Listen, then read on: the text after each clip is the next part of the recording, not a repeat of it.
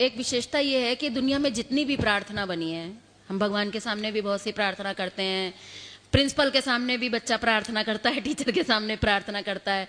प्रार्थना का जो एक जनरल मीनिंग है वो है मांगना, कि प्रभु से भी हम मांगते हैं, बल दो, बुद्धि दो, शक्ति दो, है ना, और भक्ति दो, सब कुछ हम मांगते हैं। टीचर से हम मांगते हैं कि टीचर जी आज छुट्टी दे दीजिए, बॉस से कहते हैं कि भाई प्रार्थना है आपसे कि कुछ हमें आज की मोहलत दे दीजिए। लेकिन इस प्रार्थना में आप देखेंगे कि कुछ भी मांगा नहीं गया है, केवल और केवल देने की बात की गई है। क्योंकि जब आप देते हैं तो मांगने का रास्ता अपने आप खुल जाता है, फिर आपको मुंह से मांगना नहीं पड़ता है। धन्यवाद हम अगर ईश्वर को देना सीख जाए तो हमें मांगना नहीं पड़ता है। तो वैसी ये एक प्रार्थना है, तो अच्छा है, परिचय भी है यहाँ पर। तो आइए हम सब लोग एक साथ मिलके ही बोलेंगे, रिपीट नहीं करेंगे, उससे थोड़ा समय भी बचेगा, और ध्यान से इसके एक एक शब्द को हम लोग ध्यान से देखेंगे। ईश हमें देते हैं सब कुछ, हम भी तो कुछ देना सीखें।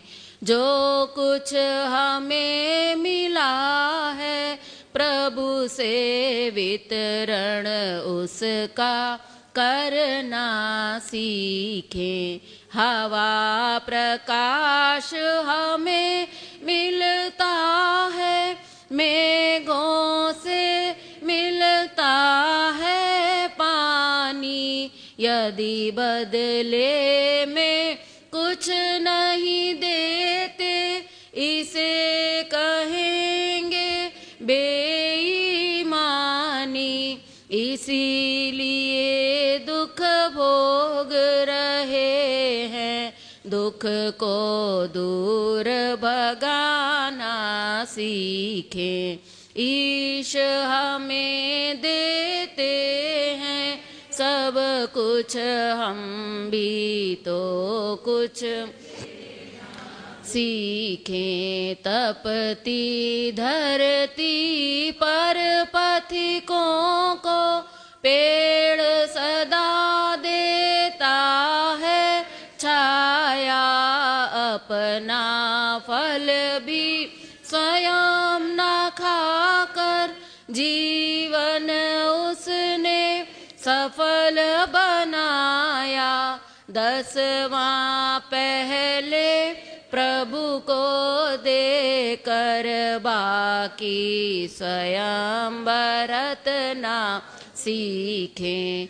ईश हमें देते हैं सब कुछ, हम भी तो कुछ सीखें। मानव जीवन दुर्लभ है, हम इसको मल से रहित बनाएं। खिले फूल खुशबू देते हैं, वैसे ही हम भी बन जाएं। तप सेवा सुमिरन से जीवन प्रभु को अर्पित करना सीखें।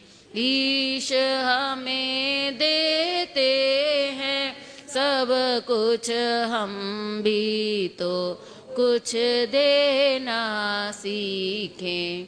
असत नहीं यह प्रभुमय दुनिया, और नहीं है यह दुखदाई।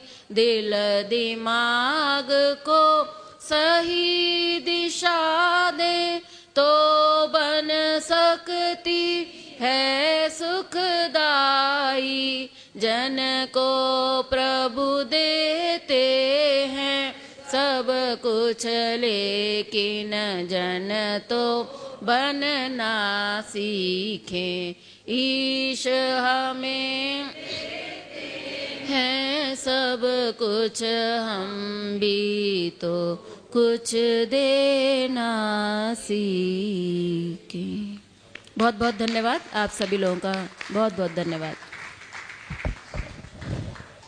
थैंक यू श्यामा दीदी जी, आपने हमारी रिक्वेस्ट को माना और अपने कीमती समय में से ये हमें समय दिया, 2 सेशन दिए।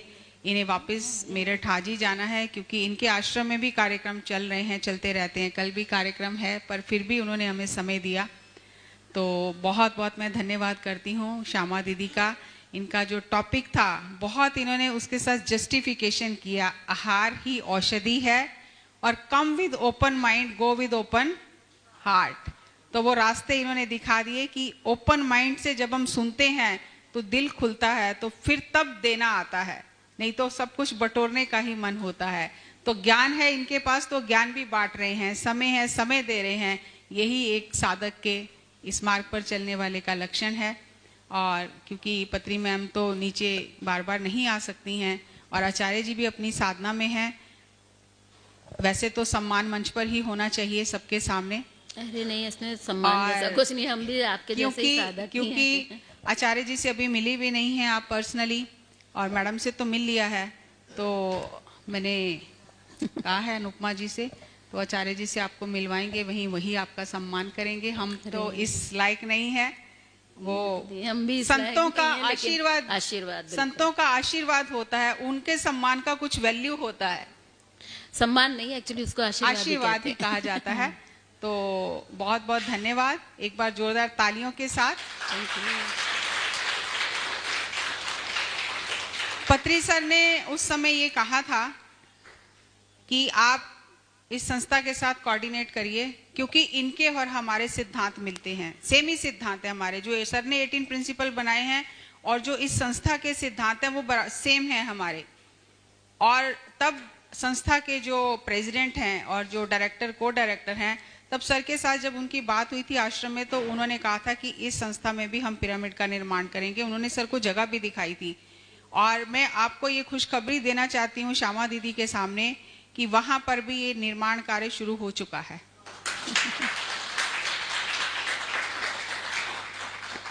तो ये पत्री सर हमारे लिए सब कुछ करके गए हुए हैं, सिर्फ हमें उस समय का और उस ज्ञान का लाभ लेना है। तो जब जब इनके यहाँ पर शिविर होते हैं, जैसे दीदी ने बताया कि नवरात्रि का शिविर होता है और भी शिविर होते हैं, तो जो ये हमारा ग्रुप बना है चलो वृंदावन के नाम से, उसका बाद में नाम चेंज करेंगे, तो सारे कार्यक्रम उसमें हम डालते रहेंगे।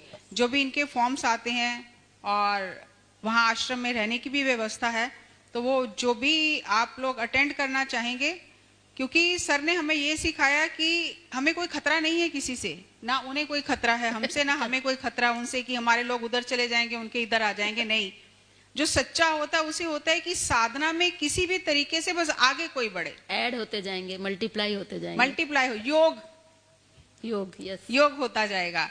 तो जो पत्री सर ने ये शुरुआत की, तो उसी को आगे बढ़ाते हुए हम सह यात्री हैं, साथ साथ चलेंगे, मिलकर चलेंगे तो मंजिल तक अवश्य पहुंच जाएंगे।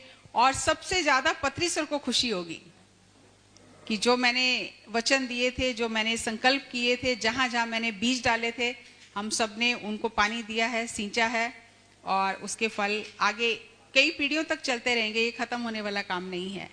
और जल्द ही ऐसा सौभाग्य आप सबको मिले। ये सब प्लानिंग हो रही है, बस अपने भाग्य की सराहना कीजिए आप कि तो ये सब अवसर हमारे पास आते रहेंगे। और समय क्या हो गया? 1:30 बज गया, 1:35 हो गया। ठीक है, अभी भोजन तैयार है, वहां से भी। ये एक बात बताऊं आपको, एक बात सुनिए आप। आचार्य जी से जब मैं वहां 7 दिन का शिविर करके आई थी, नवंबर में इनका शिविर था, 7 दिन गई थी और बहुत अच्छा रहा। और मैंने जोश होता है ना, फिर हमें उसी समय की अप्लाई कर दो हर चीज अभी से अभी। तो मैंने आके आचार्य जी को बताया, ये हुआ, ऐसा हुआ, वैसा हुआ। मुझे नहीं पता था कि ऑलरेडी यहाँ पे शिविर लग चुके हैं। आचार्य जी प्रयोग कर चुके हैं ये सारे। तो ऐसा करेंगे आचार्य जी। हम भी इनसे मैंने बात की कि आपका जो बनाने वाला है ना भोजन, ये सूप वगैरह बहुत टेस्टी होते हैं, तो हमसे तो हो सकता है ना सही बने, तो आप उसको साथ ले आना, हम उससे बनवाएंगे, ये सब करेंगे। तो आचार्य जी 2 दिन तो मेरी बातें सुनते रहे और मैं अपनी व्यवस्था करके जूस बनाना, सूप बनाना, सलाद खाना वही कर रही थी। वही चलता रहा 3 दिन। तो मैंने कहा आचार्य जी कुछ जवाब ही नहीं दे रहे, हलवाई को करना है या इनके वहां से लोगों किसी को बुलाना है अरेंजमेंट्स के लिए। तो फिर एक दिन तीसरे दिन आचार्य जी आए और मुझे बुलाया इशारे से, कहने लगे जोश में होश नहीं खोना है। बोला अभी आप जो सीख के आए हो हम सब प्रयोग कर चुके हैं। तब मुझे बत्ती जली कि अरे मैं क्या सोच रही थी। उन्होंने कहा धीरे धीरे चीजों को ऐड करेंगे, एकदम आप किसी के सिस्टम को बदल नहीं सकते हो। और आपका ये जो उद्घाटन समारोह है सेलिब्रेशन है, तो इस बार छूट है। ये आचार्य जी की तरफ से सेलिब्रेशन होता है। हम लोग साल में 5 दिन खाते हैं जलेबियां, गोलगप्पे, 5 दिन कोई नियम नहीं, कोई नियम नहीं, सब कुछ चलता है। सब खा के आई हूँ वहां से मैं। तो आचार्य जी ने कहा ये सेलिब्रेशन है, पिरामिड का उद्घाटन है, ये सेलिब्रेशन का टाइम है। आप इस बार जो करना है करिए, जो बनाना है बनाइए। जो मेन्यू अप्रूव किया उन्होंने जैसा था वैसा अप्रूव किया, लेकिन उन्होंने कहा फिर आगे जब साधना के शिविर लगेंगे तब धीरे धीरे उसको चेंज करेंगे, तब साधना की ओर ज्यादा ध्यान लगाएंगे। ऐसा नहीं कि भूखे रहेंगे, जैसे उन्होंने अपना बताया है ना पूरे दिन का रूटीन, ऐसे धीरे धीरे हम चीजों को ऐड करेंगे। तो जब उन्होंने मुझे ये कहा कि ये सेलिब्रेशन है आपका और इस बार नहीं, आप दूसरी भी व्यवस्था साथ में रखो, लेकिन क्योंकि मैन पावर नहीं है हमारे पास इतनी, तो हम दोनों को इकट्ठा नहीं कर पाए कि वो भी करें। आपको अभी तो समझना है, पहले आपको भी उन चीजों का टेस्ट कराएं और ये सब, लेकिन आगे आने वाले समय में ये सब होगा, तो उसके लिए तैयार रहिए। ये रिसर्च सेंटर का मतलब ही यही है कि धीरे धीरे हम सीखते जाएं ओपन माइंड से, और फिर खुद पर रिसर्च करें कि ऐसा करने से क्या चेंज आ रहा है अंदर। और वही जो इन्होंने बताया, वही सर ने भी जाके वही सूप पिया, वही सब कुछ पिया। सर कभी भी रिजिड नहीं थे किसी भी चीज में, वो हमेशा रिसर्च करते रहते थे, फ्लेक्सिबल रहते थे। और सर इनके आश्रम में गए, ये एक सच्चे संत की पहचान होती है, उसके शिष्य की पहचान होती है। इनके आश्रम में चाय नहीं होती है, कॉफी नहीं होती है, ब्रेड नहीं होता, ये सब जो करते हैं हम नहीं होता। तो जब पत्री सर गए, सर ने चाय भी पी, कॉफी भी पी, ब्रेड हमने मंगाई, सर ने खाई नहीं है। तो कभी भी कोई भी संत रिजिड नहीं होते हैं। तब उन्होंने ये नहीं कहा कि हमारे आश्रम में तो ये चीज आ ही नहीं सकती। उन्होंने कहा नहीं, जो मालती माता जी थी उन्होंने कहा अतिथि देवो भव, हम बुलाकर लाए हैं, उनको जो चाहिए सब व्यवस्था की जाएगी, और उन्होंने सब व्यवस्था की। तो ये होती है निशानियां, उससे पता चलता है कि हम किन लोगों के साथ में हैं। तो फ्लेक्सिबल होना हर एक संत के साथ ये रहता है, वो कभी भी रिजिड नहीं होते चीजों में।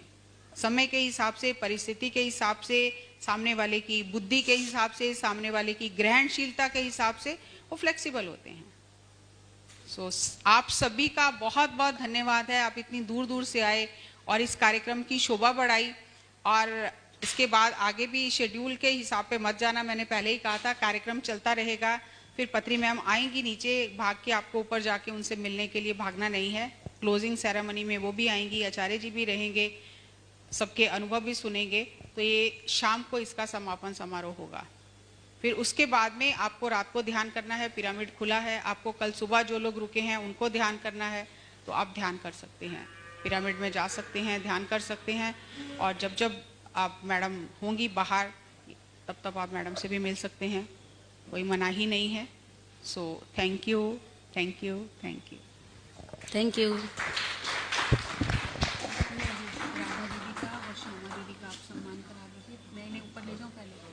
लंच करा दो, हाँ फ्रूट्स वगैरह करा के मैडम से, हाँ मैडम से करके तब आचार्य जी को।